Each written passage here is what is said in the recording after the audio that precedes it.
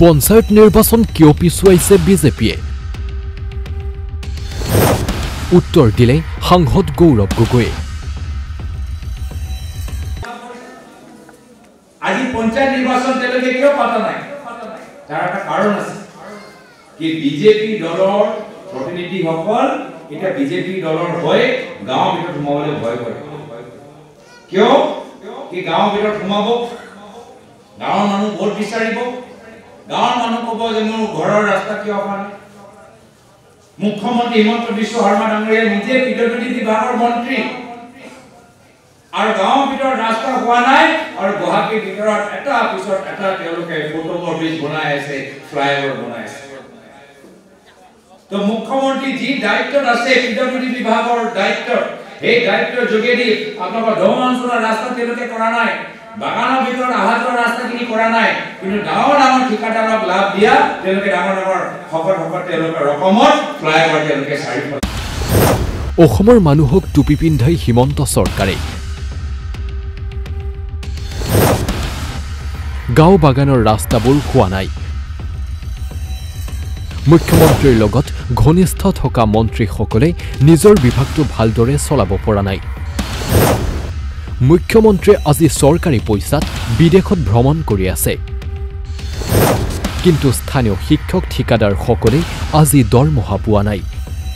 BJP দল পঞ্চায়ত নিৰ্বাচন পাতিবলৈ ভয় কৰিছে গম পাইছে যে পঞ্চায়ত নিৰ্বাচনত মানুহবোৰে সুধিব যে গাঁৱৰ ৰাস্তা হোৱা নাই আৰু পিডব্লিউডি বিভাগত থকা মুখ্যমন্ত্ৰীজনে গুৱাহাটীৰ ভিতৰত দামী দামী আদি অপ্ৰয়োজনীয় ফ্লাইওভাৰবোৰ বনাই আছে কিন্তু গাঁৱৰ বাগানৰ সন্মুখত ৰাস্তাবোৰ হোৱা নাই পঞ্চায়ত ভিতৰত সোমালেই মানুহবোৰে ক'ব যে আমি পুখুৰী পানী আমি খাই আছোঁ আৰু মুখ্যমন্ত্ৰীৰ লগত ঘনিষ্ঠ থকা এই মন্ত্ৰী আজি তেওঁলোকৰ নিজৰ এই বিভাগখন আজি তেওঁলোকে ভালদৰে চলাব পৰা নাই মানুহে ক'ব যে আমি দৰমহাই পোৱা নাই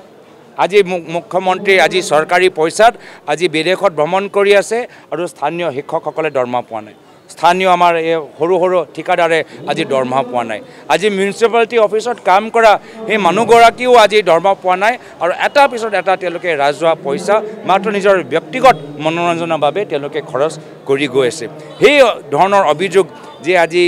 বিজেপি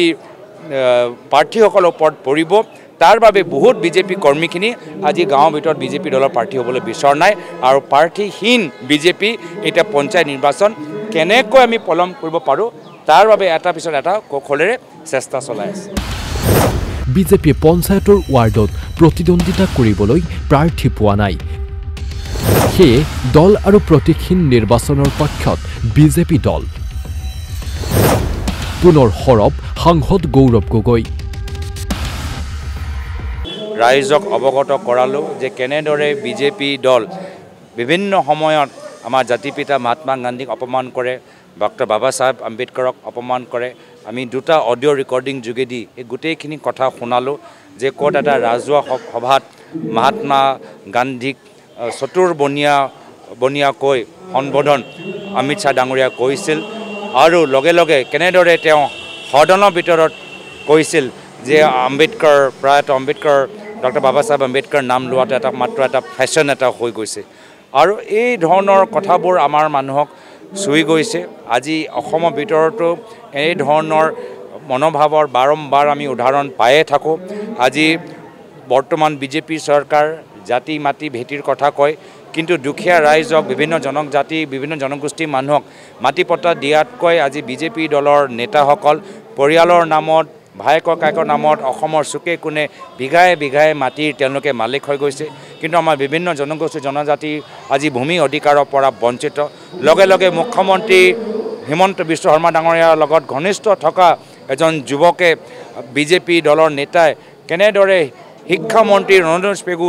ডাঙৰীয়াৰ বিৰুদ্ধে কথাখিনি ক'লে সেইটো আমিও দুখ পাইছোঁ যদিও মই এটা বেলেগ দলৰ সদস্য কিন্তু মই সেইখিনি কথা যেতিয়া ৰাজহুৱা হৈ গ'ল মই দুখ পালোঁ আৰু মই ভাবিছিলোঁ যে বিজেপি চৰকাৰে কঠোৰ কিবা এটা পদক্ষেপ ল'ব কিন্তু আজিলৈকে লোৱা নাই সেইটোৱে তেওঁলোকৰ মিচিং জনগোষ্ঠী মিচিং জনজাতিৰ প্ৰতি তেওঁলোকৰ মনোভাৱটো প্ৰকাশ কৰে আৰু বহুত এনেকুৱা উদাহৰণ আছে যে সংবিধানত যিখিনি আমাৰ অধিকাৰবোৰ আছে তেওঁলোকে নস্যাৎ কৰিবলৈ বিচাৰে আজি সাংবাদিকজনে প্ৰশ্ন সুধিলেই আজি তেওঁলোকক জেললৈ পঠাই দিয়ে আজি আমাৰ সাধাৰণ মানুহে যদি হেলমেট নিপিনে তাৰ ওপৰত 5,000 টকা ফাইন কিন্তু যদি বিজেপি দলৰ বিধায়কসকলৰ পুত্ৰ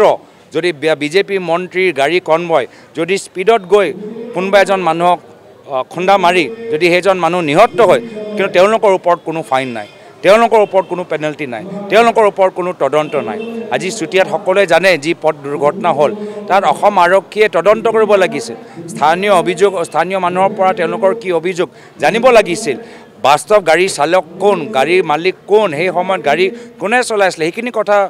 বিচৰাতকৈ তেওঁলোকে স্থানীয় সাংবাদিকজনক জেললৈ পঠাই দিছে তো এই ধৰণৰ যে পৰিস্থিতি পৰিৱেশ আজি ইয়াৰ পৰা মানুহবোৰ আজি বিজেপি দলৰ পৰা আঁতৰি গৈছে আৰু সেইখিনি বুজি পাই এতিয়া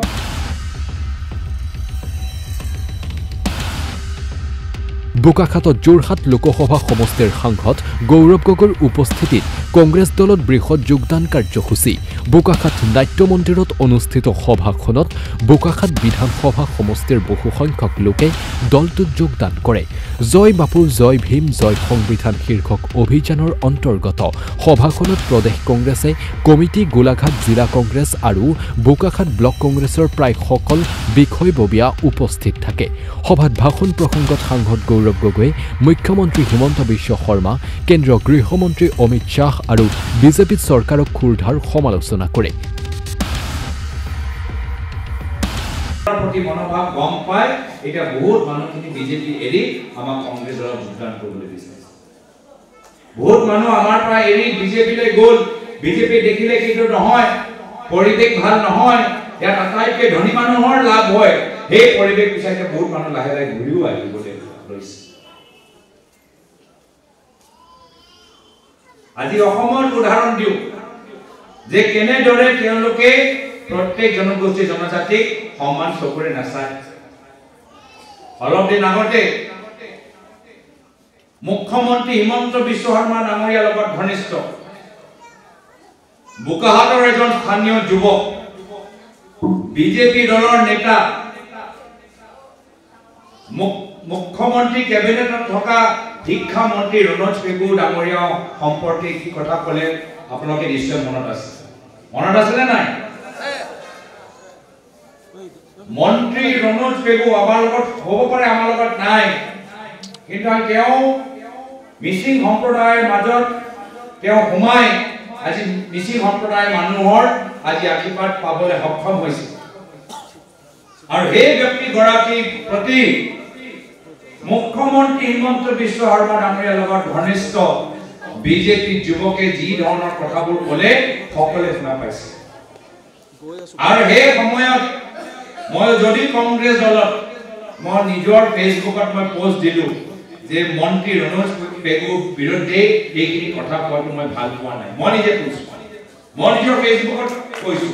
মই ভাল পোৱা নাই তেওঁলোকৰ ভিতৰৰ কথা তেওঁলোকৰ দলৰ কথা কিন্তু যিয়ে নহওক যি মনোভাৱ প্ৰকাশ হ'ল এজন জনগোষ্ঠী জনজাতিৰ নেতাৰ প্ৰতি যি ধৰণৰ কথা তেওঁলোকৰ দলৰ মানুহখিনি ক'লে মই ভাল পোৱা নাই আৰু তাৰপিছতো সেইজন ওপৰত কোনো ধৰণৰ একশ্যন মুখ্যমন্ত্ৰী নল'লে তো যি মনোভাৱ গৃহমন্ত্ৰী অমিত শ্বাহ ডাঙৰীয়াত আছে বিভিন্ন জনগোষ্ঠী জনজাতিৰ প্ৰতি সেই একে আদৰ্শ একে মনোভাৱ আমাৰ অসমৰ মুখ্যমন্ত্ৰী হিমন্ত বিশ্ব শৰ্মা ডাঙৰীয়াৰ মাজত আছে একে কি কৈছিল যে আমি দুখীয়া মানুহক আমি মাটি পট্টা দিম নিউজত বনালে দেখিলে এটা কাজিৰঙা ৱাইল্ড লাইফ নামত কিমান মানুহক তেওঁলোকে উচ্ছেদ কৰিলে